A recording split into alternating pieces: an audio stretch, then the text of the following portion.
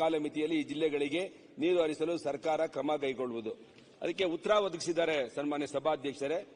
ಎತ್ತಿನಹೊಳೆ ಸಮಗ್ರ ಕುಡಿಯುವ ನೀರಿನ ಯೋಜನೆಯಡಿ ಮುಂಗಾರು ಮಳೆ ಅವಧಿಯಲ್ಲಿ 139 ದಿನಗಳ 24 ಟಿಎಂಸಿ ಪ್ರಮಾಣದ ಪ್ರವಾಹದ ನೀರನ್ನು 7 ಜಿಲ್ಲೆಗಳಾದ ಕೋಲಾರ, ಚಿಕ್ಕಬಳ್ಳಾಪುರ, ಬೆಂಗಳೂರು ಗ್ರಾಮಾಂತರ, ರಾಮನಗರ, ತುಮಕೂರು, ಹಾಸನ ಹಾಗೂ ಚಿಕ್ಕಮಗಳೂರು ಜಿಲ್ಲೆಗೆ ನೀರು ಹರಿಸಲು ಉದ್ದೇಶಿಸಲಾಗಿದೆ.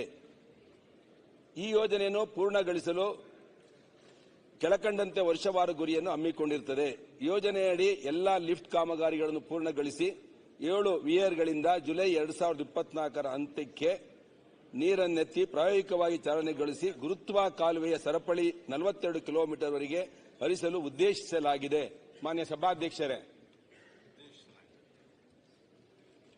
ಮಂತ್ರಿಗಳು ಕೇಳಬೇಕು. ಇಲ್ಲೇ ನನ್ನ ವಿನಂತಿ ಏನಂತ ಅಂದ್ರೆ ಜೂನ್ 24, 2024 ಜುಲೈ, ಈಗ ನೀವು ಹೇಳಿದ್ರೆ ಜುಲೈ 2024 ನಾವು 42ನೇ ಕಿಲೋಮೀಟರ್ ವರೆಗೂ ಹರಿಸ್ತೀವಿ ಅಂತೇಳಿ.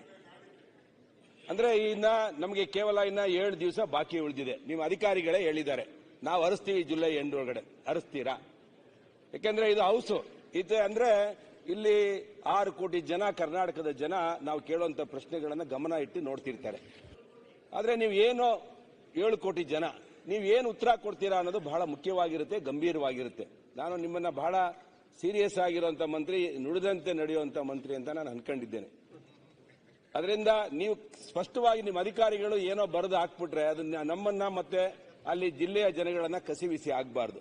ಎರಡನೇದು, ನವೆಂಬರ್ 2024ರ ಅಂತ್ಯಕ್ಕೆ ಗುರುತ್ವ ಕಾಲುವೆ ಸರಪಳಿ 42 ಕಿಲೋಮೀಟರ್ನಿಂದ 231 ಕಿಲೋಮೀಟರ್ ಅಂದ್ರೆ ತುಮಕೂರುವರೆಗೆ ಮಧುಗಿರಿ, ಪಾವಗಡ, ಕೊರಟಗೆರೆ ಫೀಡರ್ ಒಳಗೊಂಡಂತೆ ನಾಲೆಗೆ ನೀರನ್ನು ಹರಿಸುವುದು. ಅಂದ್ರೆ ನವೆಂಬರ್ 2024 ಅಂದ್ರೆ ಆಗಸ್ಟ್, ಸೆಪ್ಟೆಂಬರ್, ಅಕ್ಟೋಬರ್, ನವೆಂಬರ್, 4 ತಿಂಗಳಿದೆ. ನನಗೆ ಗೊತ್ತಿರೋ ಪ್ರಕಾರ ಇನ್ನು 35 ಕಿಲೋಮೀಟರ್ ತುಮಕೂರು ಜಿಲ್ಲೆಯಲ್ಲಿ ಬಾಕಿ ಉಳಿದಿದೆ. ಈಗ ಆಗಿರೋದೇ ನಮಗೆ ಅಲ್ಲಿ ತುಮಕೂರು ಜಿಲ್ಲೆದು ಸುಮಾರು, ತುಮಕೂರು ಜಿಲ್ಲೆಯಲ್ಲಿ ಎಷ್ಟು ಕಿಲೋಮೀಟರ್ ಹೋಗುತ್ತೆ ಅಂತ ಹೇಳಿದ್ರೆ 149 ಕಿಲೋಮೀಟರ್ ತುಮಕೂರು ಡಿಸ್ಟಿಕ್ ಅಲ್ಲಿ ಪೈಪ್ ಲೈನ್ ಹೋಗುತ್ತೆ. ಅದರಲ್ಲಿ 94 ಕಿಲೋಮೀಟರ್ ಕಂಪ್ಲೀಟ್ ಆಗಿದೆ. ಇನ್ನು 34 ಕಿಲೋಮೀಟರ್ ಕಂಪ್ಲೀಟ್ ಆಗಬೇಕಾಗಿದೆ. ಆಮೇಲೆ ಇನ್ನು ನಿಮ್ಮ ಒಂದು ಹಿಂದ್ಗಡೆ ನಮಗೊಂದು ಅನುಬಂಧದಲ್ಲಿ ಕೊಟ್ಟಿದ್ದೀರಾ, ತುಮಕೂರು ಜಿಲ್ಲೆಯಲ್ಲಿ ಅರಣ್ಯ ಭೂಮಿದು ಬೇರೆ ಪರ್ಯಾಯವಾಗಿ ಭೂಮಿಯನ್ನ ಫಾರೆಸ್ಟ್ನವರಿಗೆ ಬೇರೆ ಕಡೆ ನೀವು ಕೊಡಬೇಕು, ಕೊಟ್ಟ ಮೇಲೆ ಅದನ್ನ ಕೊಡ್ತೀವಿ ಅಂತ ಹೇಳಿ ಅವರು ಕೂಡ ಒಂದು ಕಂಡೀಷನ್ ಹಾಕಿ ಫಾರೆಸ್ಟ್ನವರು ಇನ್ನೂ ಕ್ಲಿಯರ್ ಮಾಡಿಲ್ಲ. ಎರಡನೇದು, ರಾಷ್ಟ್ರೀಯ ಹೆದ್ದಾರಿ ಮತ್ತೆ ರೈಲ್ವೆ ಕ್ರಾಸಿಂಗ್ಗಳು ಅದು ಕೂಡ ಇದೆ ಅಂತ ಹೇಳಿದ್ದೀರಾ.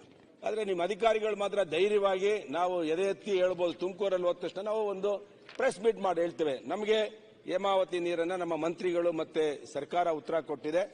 ನವೆಂಬರ್ 24ಕ್ಕೆ ಎತ್ತಿನಹೊಳೆ ಯೋಜನೆಯಡಿ ತುಮಕೂರು ಜಿಲ್ಲೆಯ ಮಧುಗಿರಿ ಮತ್ತೆ ತುಮಕೂರು ಜಿಲ್ಲೆಗೆ ನೀರನ್ನು ಹರಿಸ್ತೇವೆ ಅಂತೇಳಿ. ಅದರಿಂದ ಮೂರನೇದು ನನ್ನ ಪ್ರಶ್ನೆ ಏನಿತ್ತು ಅಂತ ಹೇಳಿದ್ರೆ, ಆಮೇಲೆ ಈ ಯೋಜನೆಯನ್ನು 26-27ನೇ ಸಾಲಿನಲ್ಲಿ ಅಂದ್ರೆ 31/3/2027 ಅಂತ್ಯಕ್ಕೆ ಅನುದಾನ ಲಭ್ಯತೆಯ ಅನುಗುಣವಾಗಿ ಪೂರ್ಣಗೊಳಿಸಲು ಯೋಜಿಸಲಾಗಿದೆ. ಅಂದ್ರೆ ಇನ್ನೂ ಕೂಡ ಇದನ್ನ ಹಣ ಇದ್ರ ಮೇಲೆ ಈ ಯೋಜನೆ ಸಂಪೂರ್ಣ ಆಗುತ್ತೆ ಅಂತ ಹೇಳಿದ್ದೀರಾ. ನಾನು ಆಮೇಲೆ ನನ್ನ ಕಾನ್ಸ್ಟಿಟ್ಯೂನ್ಸಿ ಒಳಗಡೆ ಕೇಳಿದ್ದೆ. ಮೂರನೇ ಪ್ರಶ್ನೆ ಏನಿತ್ತು ಅಂತ ಹೇಳಿದ್ರೆ, ಈ ಯೋಜನೆಯಡಿ ತುಮಕೂರು ಗ್ರಾಮಾಂತರ ಕ್ಷೇತ್ರದ ದುರ್ಗದಲ್ಲಿ, ಆಲ್ಗೋಡ್ನಹಳ್ಳಿ, ತಿಮ್ನಾಯಕನಹಳ್ಳಿ, ಕುಂಬಾರಹಳ್ಳಿ ಮತ್ತು ಅನುಪನಹಳ್ಳಿ ಕೆರೆಗಳಿಗೆ ನೀರು ಹರಿಸಲು ಡಿಪಿಆರ್ ಕ್ರಿಯಾ ಯೋಜನೆಯಲ್ಲಿ ಸೇರ್ಪಡೆ ಮಾಡಿಲ್ಲದಿರುವುದು ಸರ್ಕಾರದ ಗಮನಕ್ಕೆ ಬಂದಿದ್ದಲ್ಲಿ ಈ ಕೆರೆಗಳನ್ನು ಈ ಯೋಜನೆಯಡಿ ಸೇರ್ಪಡೆ ಮಾಡದಿರಲು ಕಾರಣವೇನು? ಆದರೆ ಕ್ಲಿಯರ್ ಆಗಿ ಕೊಟ್ಟಿದ್ರೆ ಡಿಪಿಆರ್ ಅಲ್ಲಿದು ಅಪ್ರೂವಲ್ ಆಗಿತ್ತು. ಈ 3 ಕೆರೆಗಳಿಗೆ ನಾವು ನೀರನ್ನು ತುಂಬಿಸ್ಕೊಡ್ತೇವೆ ಅಂತ ಹೇಳಿ ನಿಮ್ಮ ಉತ್ತರದಲ್ಲಿ ಕೊಟ್ಟಿದ್ರೆ 50% ನೀರನ್ನು ತುಂಬಿಸ್ಕೊಡ್ತೀವಿ ಅಂತ ಹೇಳಿ. ದುರ್ಗದಳ್ಳಿ ಕೆರೆ, ತಿಮ್ನಾಯಕನಹಳ್ಳಿ ಕೆರೆ, ಆಲ್ಗೋಡ್ನಹಳ್ಳಿ ಕೆರೆ ಮತ್ತೆ ಹಿರೇಕೊಂಡ್ಲು 3 ಕೊರಟಗೆರೆ ತಾಲೂಕಿಗೆ ಬರ್ತದೆ. ಆದರೆ ಈ ಅಧಿಕಾರಿಗಳು ಏನಂತ ಹೇಳಿದ್ರೆ ಇಲ್ಲಿವರೆಗೂ ಕೂಡ ಈ ಕೆರೆಗಳಿಗೆ ಪೈಪ್ ಲೈನ್ಗಳನ್ನ ಇನ್ನೂ ಅಳವಡಿಸಿರೋದಿಲ್ಲ. ನನಗೆ ಒಂದು ಕ್ಲಾರಿಟಿ ಬೇಕು, ನನಗೆ ಮಂತ್ರಿಗಳಿಂದ ಒಂದು ಕ್ಲಾರಿಟಿ ಬೇಕು. ನೀವು ಈಗಾಗಲೇ ಹೇಳಿದ್ದೀರಾ ಇದು 50%. ನೀವು ಸತ್ಯವನ್ನ ವಿಶ್ವನಾಥ್ ಹೇಳಿದಂತ ಸಂದರ್ಭದಲ್ಲಿ, ನಮ್ಮ ವಿರೋಧ ಪಕ್ಷದ ನಾಯಕರಾದಂತಹ ಆರ್ ಅಶೋಕ್ ಅವರು ಹೇಳಿದಂತ ಸಂದರ್ಭದಲ್ಲಿ ಈ ಯೋಜನೆ 2011ರಲ್ಲಿ ನಮ್ಮ ಕಡೆ ಸರ್ಕಾರ ಸದಾನಂದ ಗೌಡರ ಕಾಲದಲ್ಲಿ ಮುಖ್ಯಮಂತ್ರಿ ಆಗಿದ್ದಾಗ ಡಿಪಿಆರ್ ಆಯಿತು. ಒಂದ್ ನಿಮಿಷ ಮುಗಿಸ್ಬಿಡ್ತೇನೆ ನಾನು. ಒಂದ್ ನಿಮಿಷ ಕೇಳಿ ಏನಾಗುತ್ತೆ ಅಲ್ಲ, ನಾವು ನನಗೇನು ತೊಂದರೆ ಅಲ್ಲ ರಾಯ್ ರೆಡ್ಡಿ ಅವರೇ ಪ್ರಶ್ನೆನೆ ನಾನು ಪ್ರಶ್ನೆನೇ ಕೇಳ್ತಾ ಇರೋದು, ನೀವ್ಯಾಕೆ ಮಧ್ಯ ಬರ್ತೀರಾ? ನೋಡಿ, ದಯವಿಟ್ಟು ನಾನು ಮುಗಿಸ್ಬಿಡ್ತೇನೆ, 2 ನಿಮಿಷ. ಮಾಡ್ತಾ ಇಲ್ಲ. ನಾನು ಕೇಳ್ತಾ ಇರೋದು ನನ್ನ ಪ್ರಶ್ನೆಗಳಿಗೆ ಉತ್ತರಗಳನ್ನ ಅರ್ಚನೆ ಮಾಡ್ತಾ ಇಲ್ಲ. ಮಾಡ್ತೀರಾ?